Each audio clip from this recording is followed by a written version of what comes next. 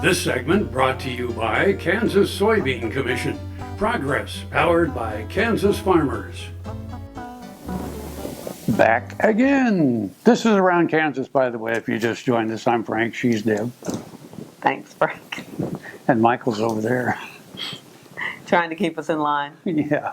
We promised him we wouldn't be stupid, Frank. Remember? Oh, that's at the beginning of the show? That's right. Oh, yeah, because we started with that. You started with that. So anyway.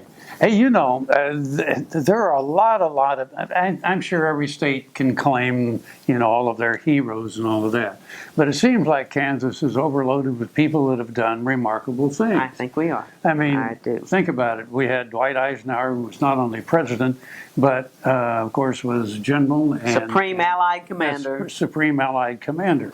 And that's like ruler of the universe, yeah. Frank? Supreme Allied Commander, that's like...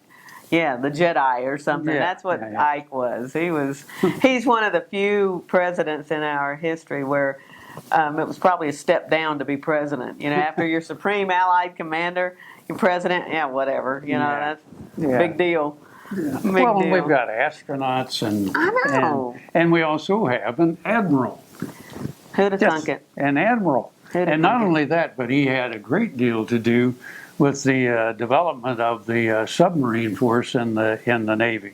So anyway, he's from a very small town in Kansas, and we're going to thank the people of Osborne because they did kind of, remember we said, if you have something you'd like us to talk about, and they did, and thank you for sharing this because we did look up the story, and it's a great story. It's a great story, yeah. And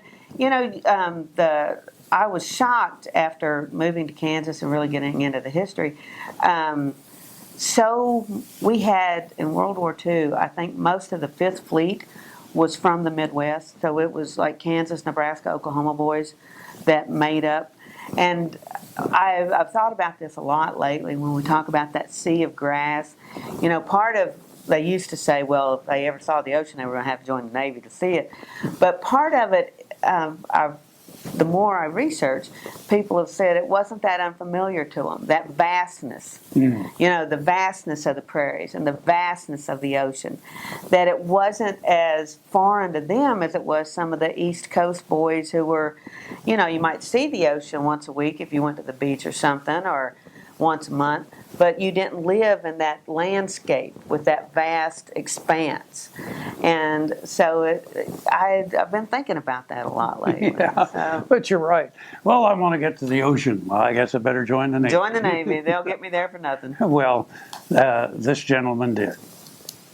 It's a long way from the hills of Osborne County to the rank of Rear Admiral in the United States Navy.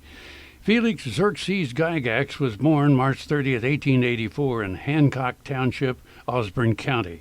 He was raised on a farm and attended the local rural one-room schools, and after graduation, Felix taught school for a couple of years until 1903, when he won an appointment to the United States Naval Academy at Annapolis, Maryland.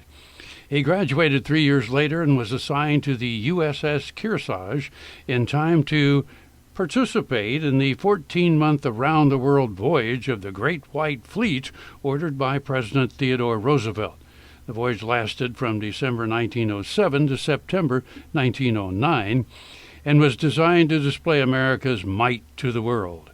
Upon his return, Felix was transferred to the U.S.S. Minnesota.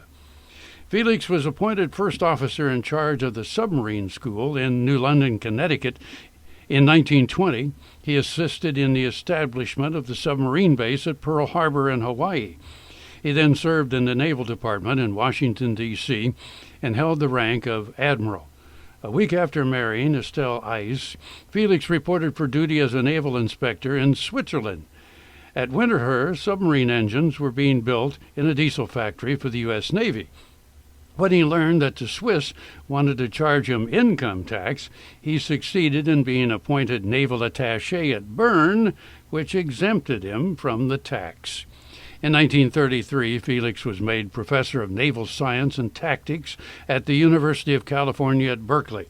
Later, he commanded the U.S.S. Augusta and the flagship of the Asiatic Fleet. After a brief command of Cruiser Division 3, he was transferred to command of the Norfolk Naval Yard in 1940, also receiving a presidential designation as Rear Admiral. In 1942, he was appointed Commandant of the First Naval District in Boston, where he was in charge of the Boston Naval Yard, and later the Norfolk Navy Yard. Upon his retirement in 1946, he was the holder of the Legion of Merit and was an honorary commander of the Most Excellent Order of the British Empire. Felix and his wife Estelle raised two sons, Felix Jr. and Rex, and he passed away February 24, 1977, in San Diego, California, and was buried with full military honors in Arlington National Cemetery at Washington, D.C. He was inducted into Osborne County's Hall of Fame in 1997, and we thank them for this bio.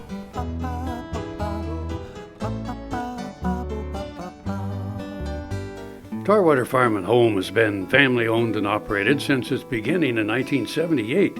What you need for farm and agriculture, lawn and garden, clothing and footwear, and so much more. You'll be surprised at what you'll find in this huge store. They have what you need and lots of it. So come take a look. You'll discover that customer service is first and foremost.